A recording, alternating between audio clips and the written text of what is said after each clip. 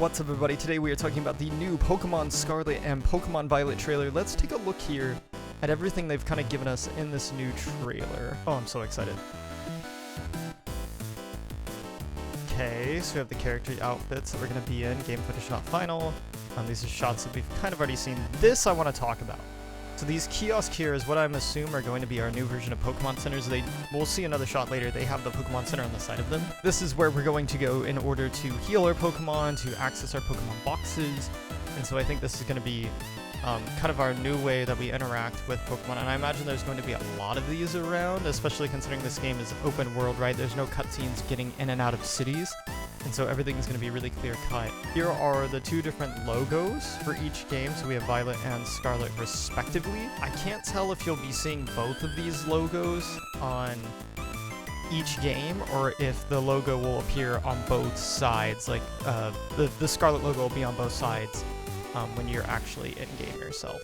So here we have a big shot of kind of the open, expansive area. We have some ruins down here in the bottom left. We have some trees that looks like they've been updated since Pokemon Legends Arceus.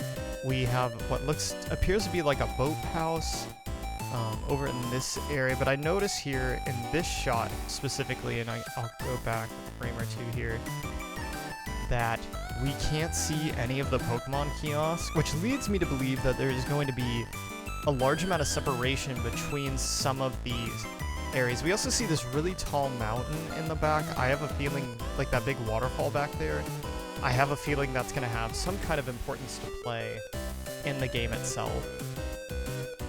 Then we get the game logo, of course, and we're introduced to our two professors, which I'll get into why the professors look like this in a minute. There's actually a really important reason that they do look so different, and it's actually pretty easy to pick up on. So we have Seda here, who it looks kind of more like a cave woman in her overall appearance, and Turo, who looks like he just, like Giga Chad Tron. We have our starters, of course. I'm going to choose the little Dino Nugget man who kind of looks like an apple. We've already had so many cat and like duck Pokemon, so I'm excited to play with the dinosaur. And then we have this new trainer here, which is called Nimona. She's going to be our new rival for this game. She also has this super adorable little Pokemon here, whose name I'm blanking on right now. Oh my gosh, what is he called? He's so cute. So this is where we get into something I think is really interesting. This is probably the part of this game that I'm most excited about, and that is the online multiplayer. And you can see here that they're kind of like emoting to each other. So I imagine you'll just be able to get together with all of your friends and play online whenever you want. I imagine that online functionality is going to come also from this kiosk that's right next to them in this shot, where we can actually get a better look at the Pokemon Center logo like I was talking about before. And if you look just right behind the boy with the Pikachu, up to the right above him, you can actually see another one of those kiosks. So they may not be too far apart as I may have thought in that other shot that we were looking at earlier. But my wonder with the multiplayer is how it's going to function as far as like storyline progress. I imagine that you won't be able to like progress through each other's like stories at the same time. I imagine all of that will be, but you'll be allowed to be in the same world actively, as obviously you can't beat gym battles at the same time. Where I think this is going to be really interesting is you could actually probably do like a cage lock with your friends, and it'd be super easy because you wouldn't have to run it through a mod anymore or play separately and then like reconnect, because you can do it all in the same game. So my friends and I are definitely going to be playing around with some cage locks and see if we can do that within this game. So we have a look at different biomes here. That's nothing new. That's pretty typical for Pokemon. We see some returning Pokemon from previous games. We have this new little nugget whose name I'm forgetting. It's on the Pokemon website, which we will actually look at the Pokemon website in a little bit, because that's how I'm going to be explaining to you guys the difference between the two different professors and why they look so different. We have a Lechonk. This Pokemon's kind of a meme. I don't really get the hype behind it. He's just a pig. Although I really hope he like evolves into something like super big and strong and crazy, just absolutely nutty. So we have, again, another look at this kiosk, and we can actually see people in the kiosk in this shot. In the previous shots we couldn't. And you can see to the left there's a man in blue, and on the right there's a woman in red. I imagine when you talk to her, the woman in red, that is how you're going to like heal your Pokemon as if you were at a regular Pokemon Center. The man in blue is probably your shop where you're going to buy all of your items. And then in the green, I imagine that's going to be your online connectivity when you are interacting with your friends and you want to play online, which is super fun. I think it's nice that it's all conveniently placed like that. Okay, so we have trading. Always good to see. Big open world area. We have these large cave system here. We have the ocean. We're obviously on an island of sorts from what I can tell. We have lots of returning favorite Pokemon. So that's super exciting. To look at some of the gyms and some of the overall arching area. Here comes the legendaries, I believe, which is something I really want to talk about. Because they're the ones that actually... Oh my goodness, I hit the wrong thing. Because these legendaries are the ones that actually really are what's going to make this game different. Also, look how clean this is. Like, we can actually see, like, fur in scales. Like, they're really... the Pokemon Company is really trying to make these games look as good as they possibly can. And they do look fantastic. Like, this looks amazing. Now, obviously, when you're watching it on YouTube right now, you're seeing it through, like, 4 levels of compression because I'm watching it on YouTube, recording it onto OBS, which is compressing it. Then it's going into a video editor, which is going to compress it. And then it's going to go onto YouTube, which is going to compress it even more.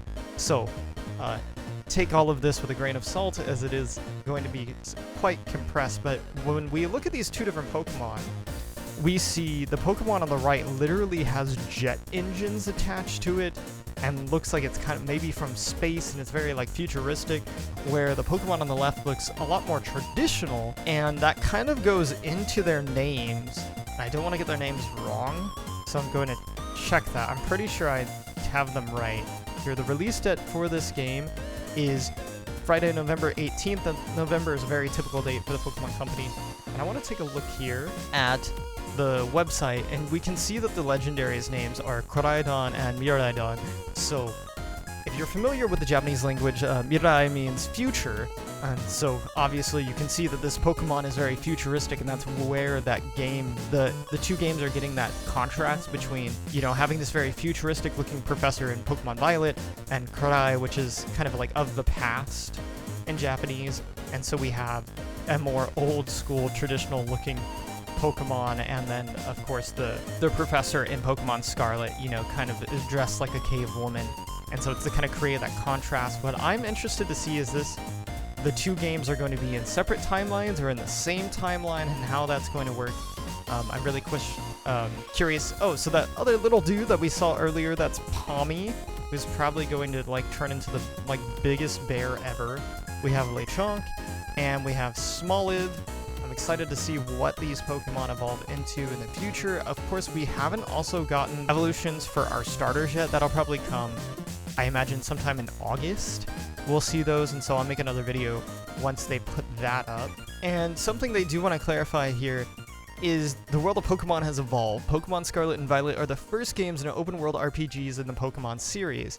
As you enjoy the hallmark of these series, meeting, teaming up, and battling with Pokemon, training and trading Pokemon, you'll be able to immerse yourself in a newly evolved adventure. And so, this is going to be such an exciting Pokemon game, because I feel like this is what Pokemon games were meant to be, and what Pokemon initially dreamed the game of being, but they just couldn't do it because of technical limitations. And now they've finally reached a point, and they've slowly been kind of like edging us into it, right, with Pokemon Sword and Shield, where we did have this open world area, but we were still kind of led through things. There were still cutscenes, there were still loading screens. And then we get into Pokemon Legends Arceus, where everything is open world for the most part, except for when we're traveling between different regions. And then this game, where it is just going to be like Breath of the Wild, world's open, everything is ready to go at your fingertips, and you're going to be able to do it with your friends, which is so exciting.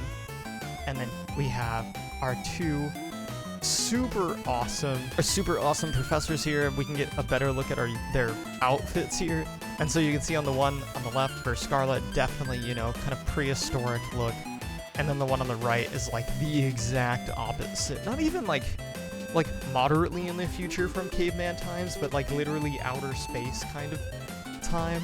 And so super cool to see this new game. I'm very, very, very excited to play this one, because this is what I've been dreaming a Pokemon would be since I was a little kid.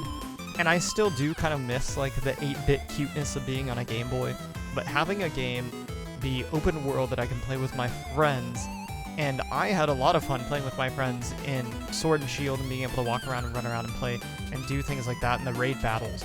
But this is on a whole nother level, and I'm curious to see if you could do something kind of similar to raid battles with like the gym leaders. I think that would be really cool, but we'll have to see what they tell us in the upcoming directs or videos that they put out in this game and information. And I'll keep checking the website to make sure to keep you guys up to date on this. I have a super quick disclaimer for those of you who are Xenoblade fans of my channel. The Xenoblade Special Editions drop tomorrow. So if you want the Xenoblade Special Edition, you need to get on that site tomorrow and order those, or you may not get a copy, so make sure you do that. Anyways, let me know down in the comments what you think about this game. Are you excited about it? Which game will you be picking up? And as always, I'll catch you in the next one.